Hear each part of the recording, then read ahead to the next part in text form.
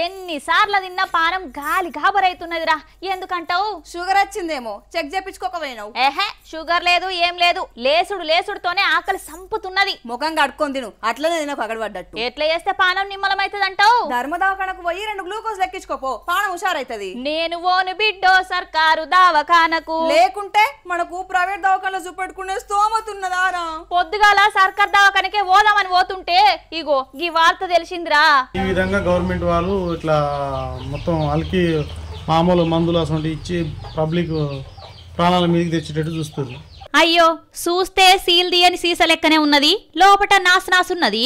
అగ్గో చూస్తున్నారా అనుల్లా, 2-3 రోజులకెళ్ళి జ్వరం వస్తున్నది, పానం బాగాలేదని దవాఖానకు పోతే సర్కార్ దవాఖాన్లా గులుకోజులు పెట్టుకోమని 2 సీసలు ఇచ్చి తోలిండ్రట.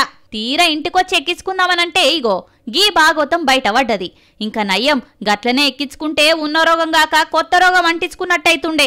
మైబాద్ జిల్లా దంతాలపల్లి సర్కార్ దవాఖాన్లు ఇస్తున్నారట గిసొంటి మందులు. ఈ గ్లూకోజ్ బాటిల్ చూసి దెబ్బకు జ్వరం వచ్చిన మనిషి లేచి కూసున్నది. దవాఖాన్ల మందులు ఎట్లున్నాయో కూడా చూడకుండా పబ్లిక్ వంచుతున్నారా అన్నట్టు. ఎందుకైనా మంచిది 1కి 2 సార్లు చూసుకొనే